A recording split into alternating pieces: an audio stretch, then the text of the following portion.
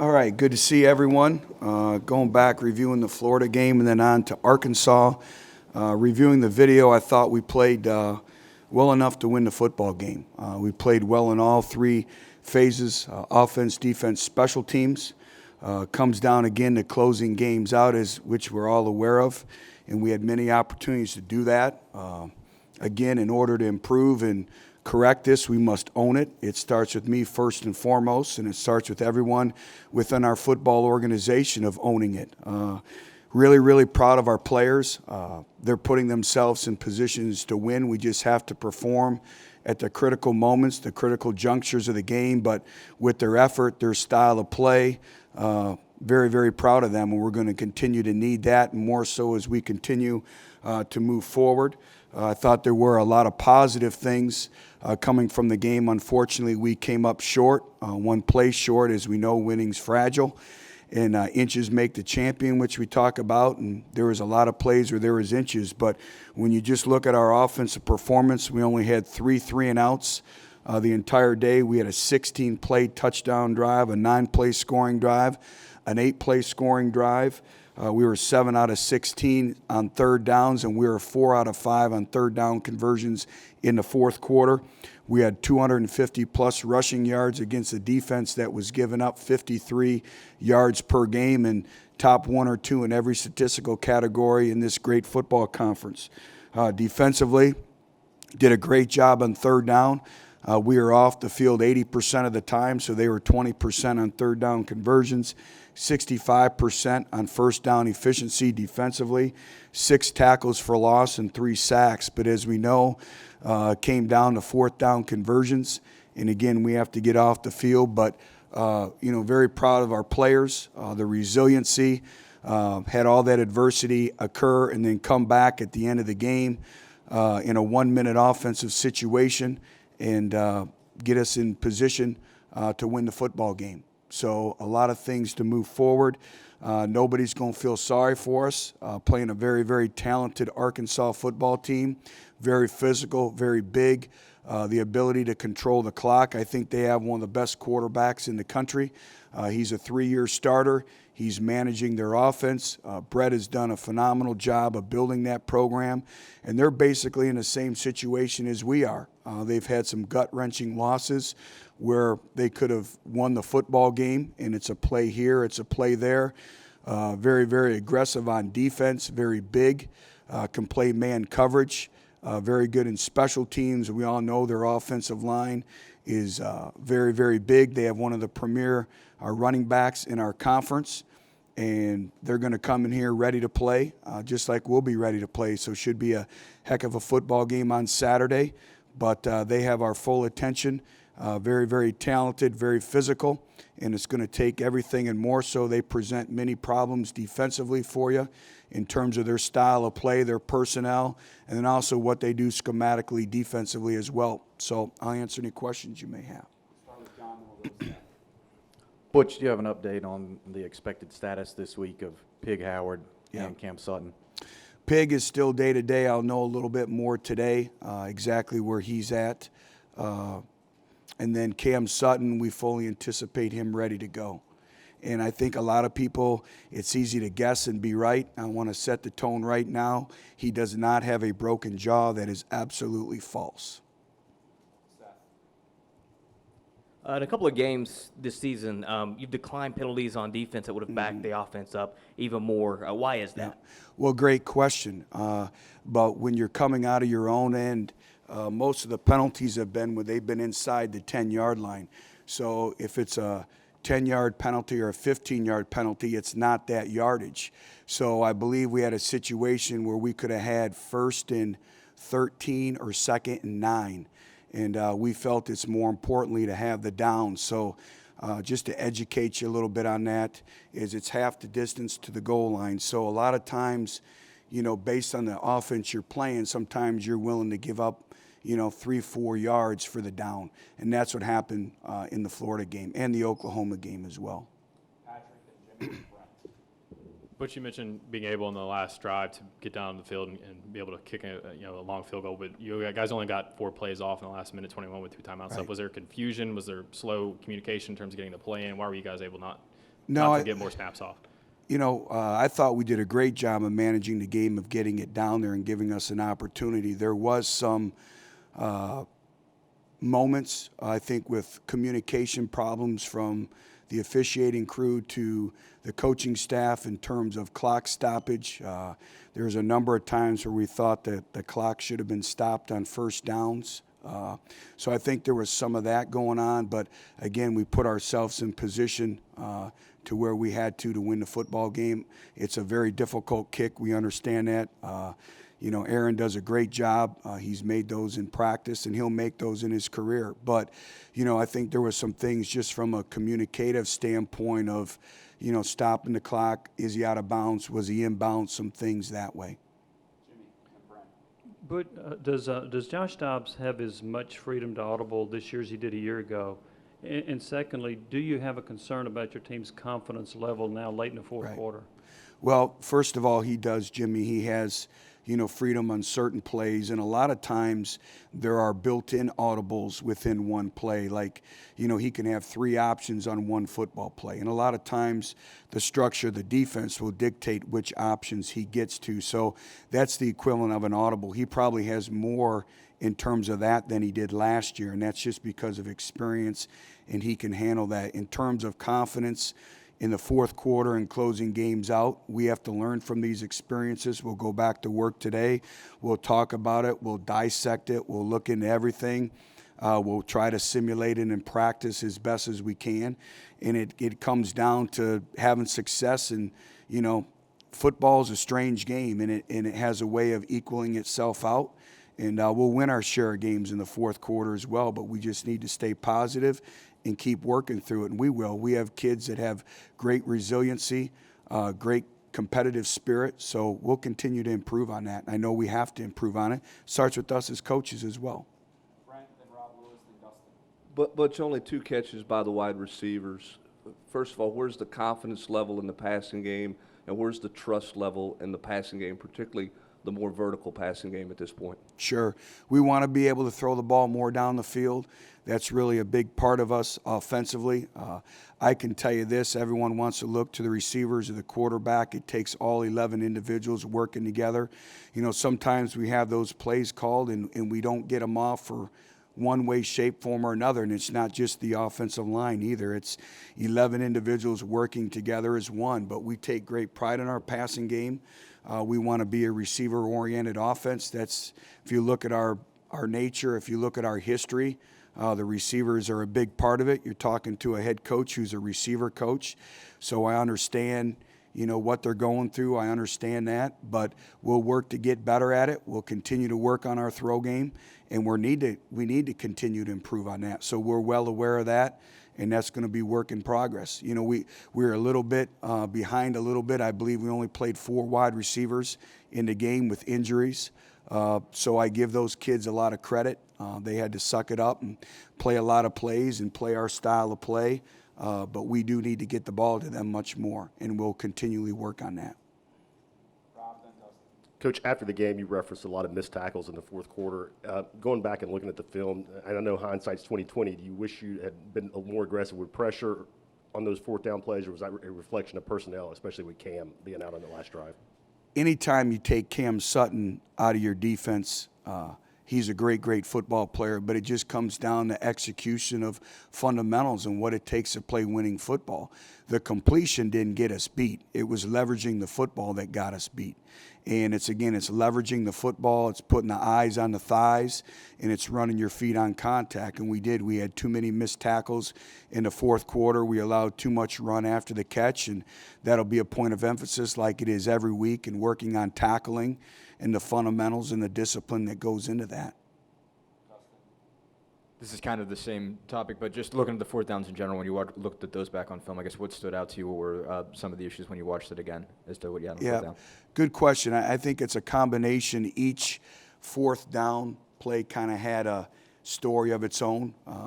There's one play where they throw the ball to the tight end and we're in the perfect coverage, and our defender's right there, and it's a quarterback throwing the ball in his, on his back leg, and it's a player making a great play on the ball in the air, and you couldn't defense it any better. To our players' credit, he was right where he needed to be. They just made a play.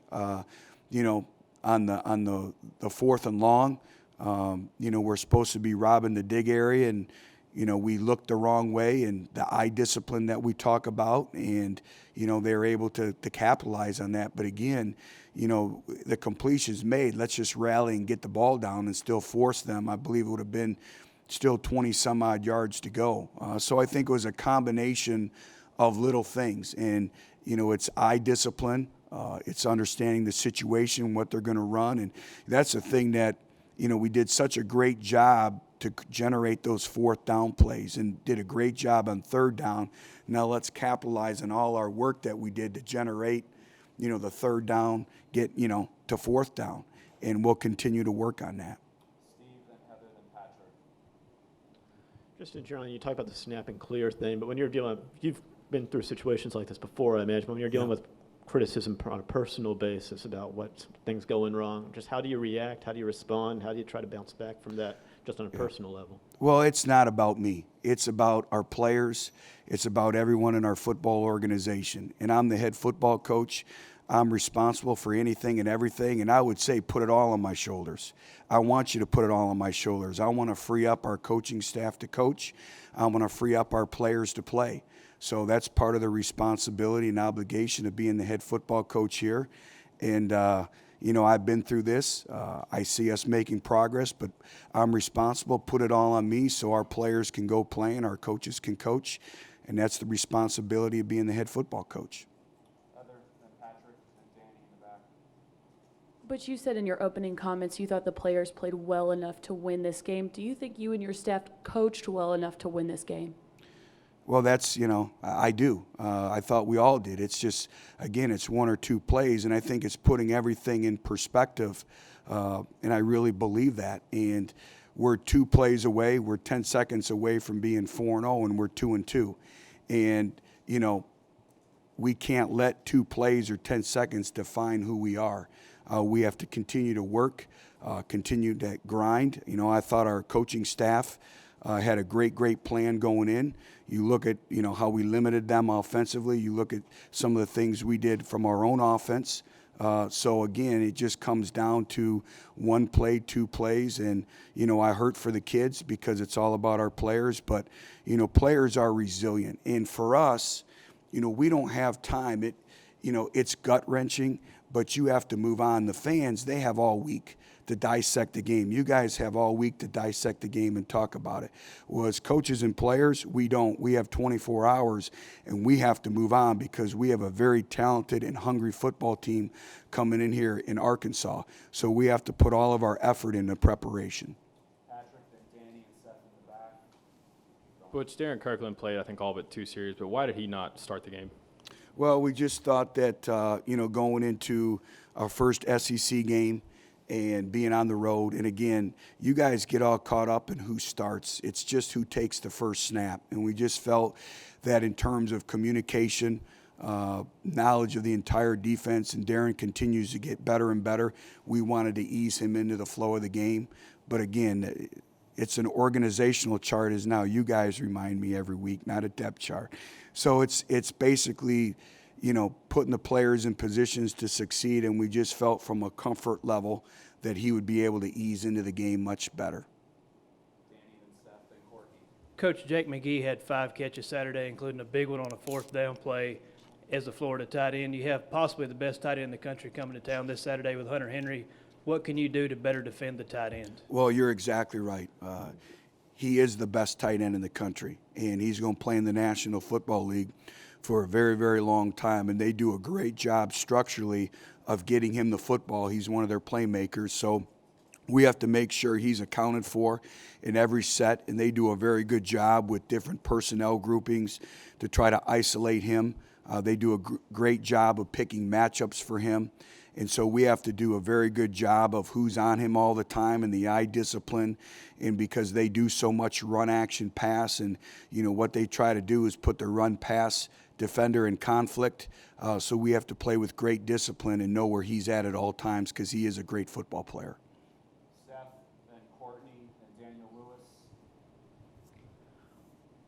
couple of games now have been dropped late. You know, we all know that. How does the team learn how to win those games when there's no one on the team that has won those games? Well, again, Seth, that's a really good question. And first of all, I think it takes doing it. It takes another South Carolina moment for last year's team. And you have to have one of those moments where you do learn how to win, where you do make a play. As a coaching staff, we have to do a great job of trying to simulate as many game-like conditions as possible, conditioning the mind for the fourth quarter. You know, if you look at the body of work of this coaching staff, I want to say we were 50-something and 4 of having a lead going into the fourth quarter. And I've never been through anything like this. Neither have our players in terms of this. And football rewards diligence. Football rewards those individuals who persevere. And the only thing I can say is keep working. We have a fourth quarter period in practice. We'll continue to make it a point of emphasis. I know it's important to our players. It's important to everyone in our football program. But you try to learn from it. We'll make a cut up. We'll show videos, and we'll ask the question why. You know, why weren't our eyes on this? You know, what were you thinking in this situation? And we go back and we dissect all our calls, whether it's offense, defense, or even special teams as a coaching staff in the fourth quarter. You know, if we had to do it all over again, did we put our kids in this great position to succeed? So you look at anything and everything, but it comes down to doing it, and we've done it in the past. So, you know, although it was last year, we have to rely on our older players, which we will, but we just need to continue to make it a point of emphasis. Courtney in the back, then Daniel Lewis, Jimmy Hines up front here. But you just referenced it, but you obviously break down film with your players. Do you as a coaching staff get together and break down film as your decisions that you make? And if you do you do that before you talk to the players and go over the film with them from the game? Absolutely. You know, the game ended. We were in here Sunday at 7 a.m., and we went home at about midnight. And so we dissect everything. Every play is dissected, evaluated, gone through, looked at everything. Is it a fundamental mistake? Is it a technique mistake? Is it an effort standpoint? Is it a bad play call? Did we put our players in positions to succeed? So everything we do is looked at, and everything we do is under a microscope. And it starts with me, with all the decisions we make, and it starts with our entire coaching staff. And we sit in a room and, you know, we critique every single play, every technique as a coaching staff, and that's all part of getting better and moving forward, and we've always done it that way. Daniel, Jimmy Hines, Paul, Dustin, and Mike Strange, and that's going to be it. On the illegal substitution call at the end, one, were you able to kind of figure out what caused the extra player to run on the field? And two, did you agree with that call since he ran on the field and then got off pre-snap? Well, there was a lot of incidences that occurred. You know, obviously we had to burn a timeout early on in the timeout because of avoiding the 10-second runoff. So again, it was just a communicative aspect sometimes of, you know, did they rule him inbounds, out of bounds, you know, and then, yeah, we've addressed that situation, you know, and then, you know, the situation where they had 12 individuals on the field for the attempted field goal attempt, you know, as well. So we reviewed all that, and that's all part of learning from it and moving on. Jimmy, then Paul, then Dustin. Butch, late in the game, I think it's maybe 4 minutes left. You got the ball on your own 15. How do you balance whether to be aggressive and try to win it with getting a first down to run some more clock, or maybe being conservative, playing field position, and letting your defense take over? Yeah, Jimmy, that's a good question. We have what we call 4-minute offense. And within that, obviously, we're trying to protect the lead. We're trying to gain some field position. It's a situation where we felt very comfortable that we thought running the clock, because if you throw the ball and it's an incomplete pass, now it stops the clock, where we wanted them to use their timeout. So when they gained the ball back, they had very few timeouts left. So there's a lot that goes into that. You know, we had great confidence in our run game. You know, when you look at what we were able to do, unfortunately, we had 3 and out. We had to punt the football, but we were also able to get them to chew up some of their timeouts and move the clock down as well. So, you know, that's an opponent by opponent, but we do have an offensive game plan for that type of situation. Paul, Dustin, Mike Strange. And we do have throws within that package too based on what they're giving us. Butch, how do you balance being close to being 4-0, but at the same time looking at a very real and objective view at your team and trying to find out where you need to get better, where you need to maybe make personnel changes? How do you balance that? Well, first of all, you have to be realistic and you have to step back, and I always firmly believe this. You have to take the emotion out of everything. It's an emotional game, and you invest a lot in it. You put your heart and soul into every single game. So you invest so much in your preparation, in your practice, and everything that goes into it. So you have to take the emotion, you have to remove yourself, and you have to kind of go in a quiet room in a think tank and, revisit everything and kind of see where you're going. And I think when you step back, there's a lot of positive things. Like I said, our players are giving themselves a chance by their style of play, by their effort. Right now, we're performing very well on special teams. We're top 3 in every special teams category in the SEC, and some were top 15 in the country in every category. That doesn't happen by chance. That's investment of your players and everything that's going on. That's them understanding their roles in your football program. So there's a lot of positive things, and it hurts because these kids have invested so much and you're a player or two away, but you also can't get caught up into that. It is what it is. We have to own it, like I said early in the press conference, and we move on. But if you're a competitor, which we all are, it fuels you every day to come to work and to get better and to continue to improve. And I see the improvement. Last year, we were, I believe, 2-3 at one stage of the game. We were 3-5 at one stage of the game. And so you have to continue to go. Sometimes the greatest things never turn out the way you have planned. So, again, you're constantly evaluating. And you find out more. You really find out about everyone through adversity. And really, this is where you learn and this is where you grow. And it's unfortunate, but we have great competitors in our football family. And I know we're looking forward to getting back at it today. Just wanted to double check on something you said earlier. I think you said that only 4 wide receivers played in the game because of injuries, but I think you traveled 7. Right. Was anybody else hurt besides Pig, who obviously didn't make the trip? Yeah, Jonathan Johnson has been nursing a hamstring, and he was available only really for emergency. So we weren't able to use him like we would like to. And then, we had some other individuals that go down throughout the course of the game. We expect them back. But, we need to continue to get our health back there as well, because they're a big part of our offense, and like we talked about, we need to start utilizing them more. Butch, this is kind of a summary of a lot of the questions you've already been asked, but there's a narrative that you're not coaching aggressively enough at times. What do you say to that, and do you have you found that coaching in the SEC is any different than the Big East or the MAC? No, it's not. I think the difference is the level of scrutiny. Everybody's, everyone second guesses everything that you do. That's the nature of the game. I understand that, but football's football. But everyone has a right to opinion. I think we're putting ourselves in positions to win the football game. I'll tell you this, if I worried about scrutiny and all that, we wouldn't have went for it on the jump pass on 4th and 2. And so you can never allow that to dictate. As a coach, you're always trying to put your players in positions to succeed. And I believe we've played aggressively. I think the first half is an indicator of that.